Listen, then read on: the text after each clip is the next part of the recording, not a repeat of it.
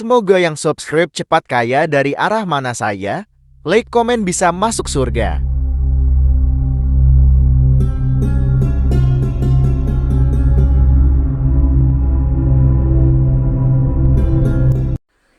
Bismillahirrahmanirrahim. Allahumma sholli ala Sayyidina Muhammad wa ala ali Sayyidina Muhammad.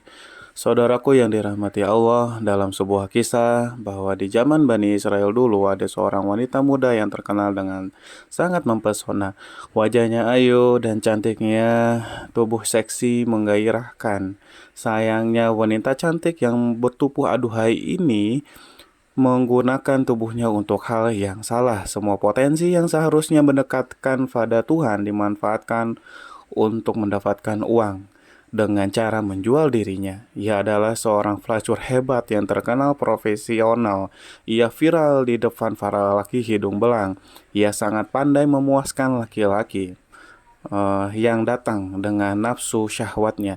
Ia pelacur senior yang sangat handal. Ratusan atau mungkin ribuan orang sudah porak-poranda dibuatnya. Dalam beberapa literatur menyebutkan bahwa perempuan muda itu bernama Malika. Dikisahkan dalam kitab Duratun Nasihin, wanita itu melakukan aktivitas jual beli diri di rumahnya sendiri setiap hari. Malika menunggu para laki hidung belang dengan bernafsu di atas ranjang kerjanya. Ranjang pemuas nafsunya sengaja diletakkan di dekat pintu depan rumahnya. Ketika pintu depan itu dibuka, orang yang lewat depan rumahnya akan dengan mudah melihat Malika sedang berbaring santuy di atas ranjang. Ia sengaja melakukan itu agar para lelaki yang melintas dapat melihat kecantikannya, sehingga nanti mereka yang imannya tipis setipis tisu akan segera tergoda dan merongkek dompet untuk bisa menikmati waktu bersama Malika. Konon Malika memasang tarif dengan harga yang sangat mahal, yaitu sekitar 100 keping dinar. Uang 100 dinar itu jika kita menggunakan sinar Kuwait dan kemudian mengkonversikannya ke dalam rupiah, maka akan bernilai sekitar 4,8 juta rupiah. Harga yang sangat fantastik untuk usaha pelacur. Namun demikian, banyak lelaki tipis imannya yang bermimpi bisa tidur bersama Malika. Tidak masalah bagi mereka walaupun harus membayar sedemikian mahalnya. Bagi mereka merupakan sebuah pencapaian besar, pencapaian luar biasa yang akan mereka banggakan di tempat-tempat tongkrongan mereka bila bisa menikmati Malika sang pelacur. Pelacur terkaya yang sangat menjaga kualitas tubuh dan pelayan menerimanya. Itu akan membuat mereka bertepuk dada karena bangga. Banyak orang yang kemudian salah terka, mereka mengira bahwa Malika akan mati tua merana dengan penuh hina akibat perbuatan dosanya. Namun siapa sangka Allah memiliki takdir indah yang lain untuk Malika. Malika mendapatkan momen luar biasa yang kemudian mengubah seluruh jalan cerita hidupnya 180 derajat dari sebelumnya.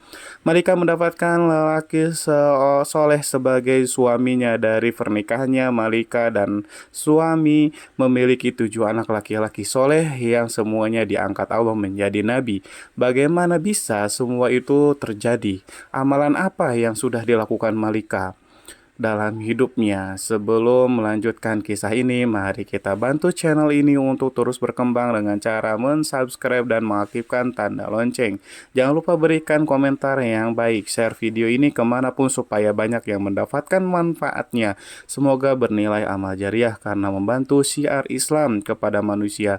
Amin, amin, Allahumma amin. Suatu hari ada seorang pria muda melintas di depan rumah Malika, sang pelacur. Dia adalah laki-laki soleh, ahli ibadah. Ia berasal dari daerah yang sangat jauh dari sana. Sebut saja namanya Pulan. Ketika lewat secara tidak sengaja, mata Pulan memandang tubuh Malika di atas ranjangnya. Kata orang-orang soleh, pandangan pertama yang tanpa sengaja merupakan rejeki, sedangkan setelah pandangan pertama, pandangan keduanya dan pandangan ketiganya adalah dosa, karena sudah berbalut nafsu syahwat. Mendadak bergejolaklah darah mudanya. Mengelihat syahwat dan nafsunya sebagai ahli ibadah, Ia berusaha sekuat tenaga menahan nafsu birahinya, bahkan kemudian ia sempat berdoa kepada Allah supaya menghilangkan syahwat setan yang tengah melanda hatinya. Meskipun sudah ditahan nafsunya terus membara, syahwat tubuhnya menegang dan akhirnya benteng imannya jebol. Ia tidak mampu lagi mengontrol hawa nafsunya. Pulan pun kemudian mencari tahu caranya bagaimana supaya bisa menikmati malam bersama Malika. Ternyata tarifnya yang sangat tinggi senilai 400 dinar. Pulan tidak punya uang sebanyak itu. Ia lantas mencari cara supaya bisa mendapatkan uang untuk membayar tarif tidur bersama Malika. Alhasil Fulan menjual semua barangnya termasuk pakaian yang ia bawa dari hasil penjualan. Itu ia berhasil mendapatkan uang yang cukup untuk membayar Malika. Dengan mantap dan yakin Fulan mendatangi rumah Malika. Sesampainya di sana pegawai Malika menyuruhnya membayar uang tarif pelayanan. Ternyata malam itu Fulan belum bisa menuntaskan hasratnya. Ia harus menunggu giliran mengantri bersama puluhan lelaki yang lainnya yang mempunyai niat yang sama. Maklum Malika adalah impian semua lelaki kala itu. Pegawai Malika kemudian memberikan nomor antrian Fulan sekaligus mencatat waktu pelaksanaannya. Tepat pada waktu yang telah disepakati, Fulan mendatangi rumah Malika, si wanita pelacur. Malika terlihat sudah berhias rapi, ia duduk menggoda di atas ranjangnya. Fulan kemudian masuk ke dalam dan duduk bersama Malika. Di atas ranjang mereka saling berdiam. Beberapa menit mereka lewati hanya dengan berdiam-diaman, tanpa obrolan, tanpa adanya gerakan lainnya. Kemudian Malikia berinisiatif mengulurkan tangannya. Tangan itu hendak meraih tubuh Fulan, belum sampai dari jemari lentik si Malika menyentuh kulit Fulan. Tiba-tiba Fulan merasa sekujur tubuhnya dingin seperti disiram air es. Tubuhnya menggigil, hatinya terguncang, rasa bersalah dan ketakutan hebat tiba-tiba menyelimuti tubuh Fulan. Imannya yang sangat nyaris minggat tiba-tiba kemudian kembali lagi. Ia merasa seluruh ibadah dan amal baiknya selama hidup hancur porak-poranda dalam hitungan detik selama ia berada dalam kamar itu. Wajar Wajah Pulang terlihat pucat, kemudian seluruh persendiannya bergetar. Ada sebuah kekuatan dahsyat yang tiba-tiba membuat hatinya ketakutan menyadari sesuatu yang aneh. Sedangkan klien Malika, si wanita pelacur itu kemudian bertanya, "Mas, kamu itu kenapa sih? Apakah kamu sakit?"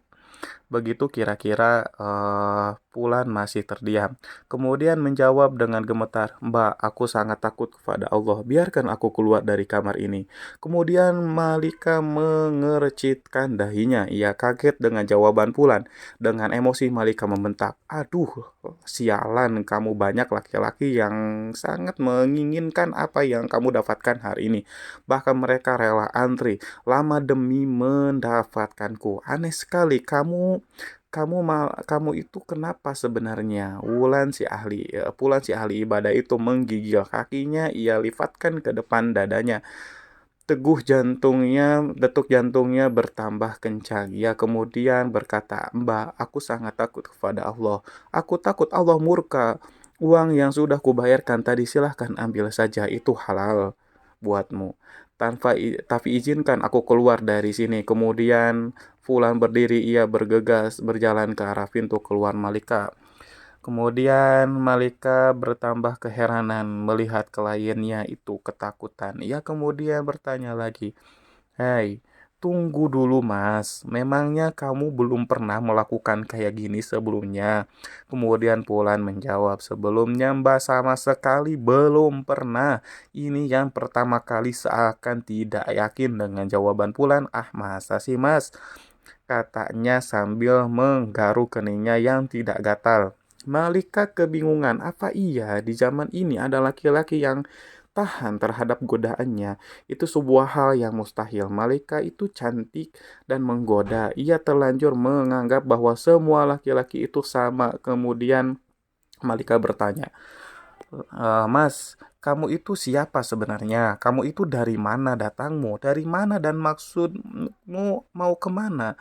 Kemudian Pulan menjelaskan siapa dirinya dan dari mana asalnya. Setelah mendengarkan cerita dari Pulan, Malika mempersilahkannya untuk keluar. Pulan keluar dengan menangis terisak, tubuhnya limbung seakan mau roboh sepanjang jalan pulang menuju rumahnya. Pulan tak berhenti menyumpahi dan mengutuk dirinya sendiri. Ia sangat menyesali perbuatannya yang barusan akan ia lakukan. Ia menyesali sebuah dosa yang belum pernah ia kerjakan. Sementara itu, Malika di dalam ruangannya masih merasa kebingungan. Ia masih teringat kondisi pria yang sangat menyedihkan itu. Pria pertama yang menolak tidur dengannya.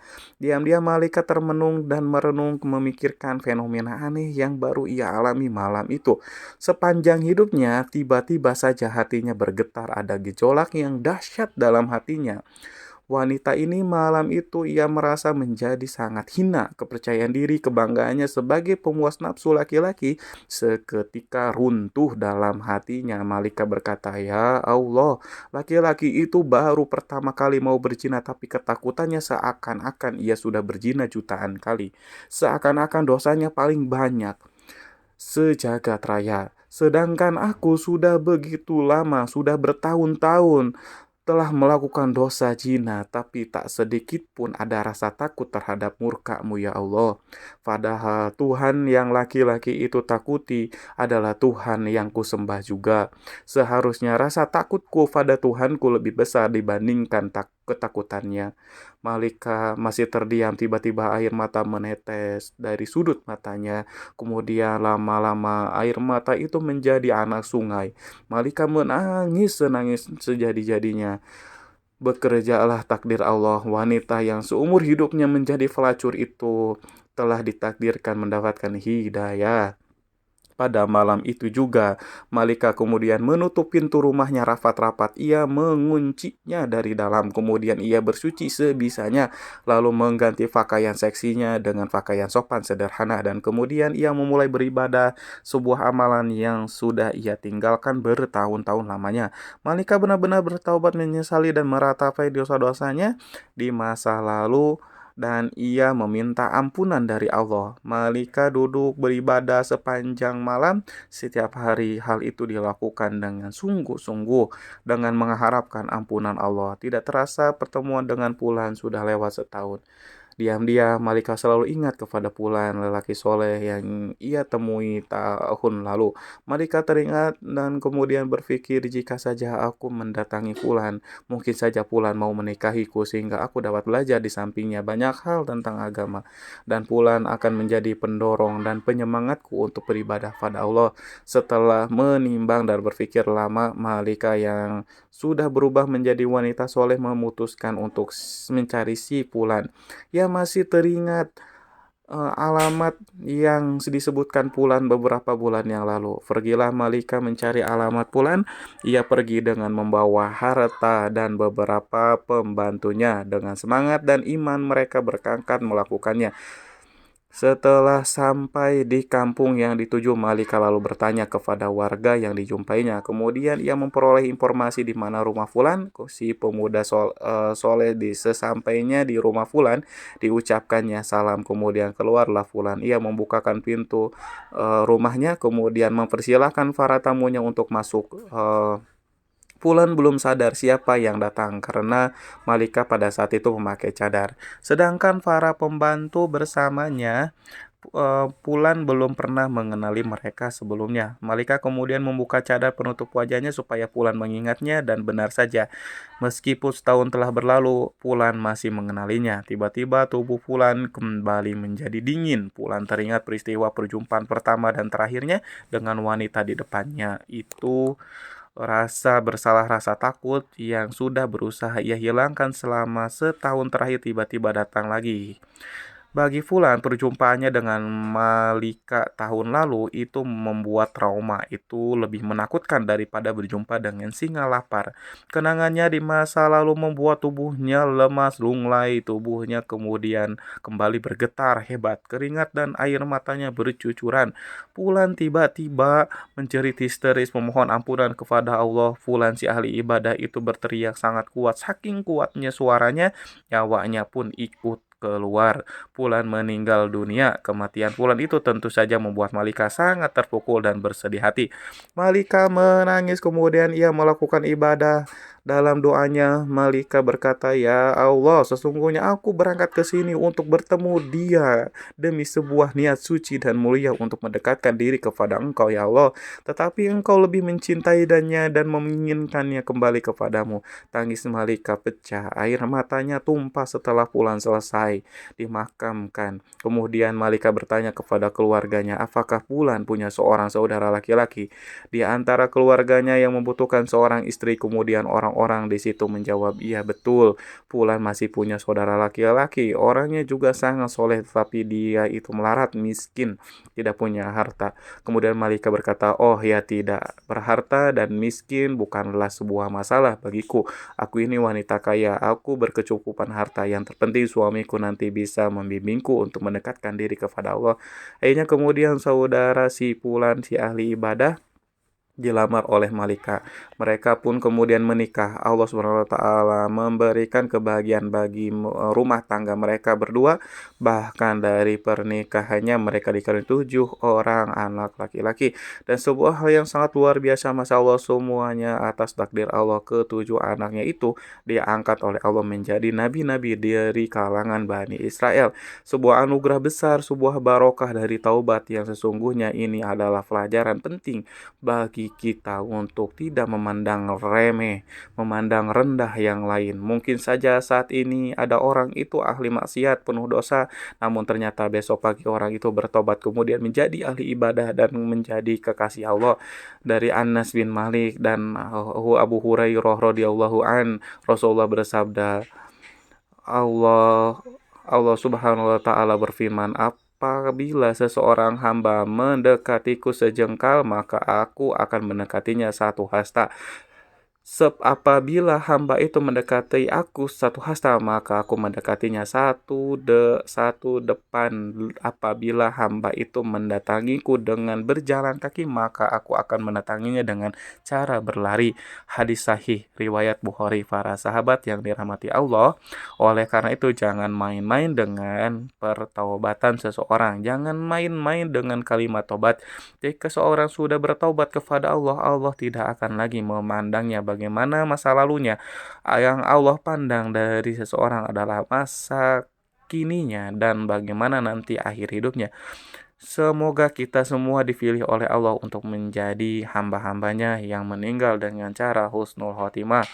Wallahu a'lam bishawab. Wassalamualaikum warahmatullahi wabarakatuh.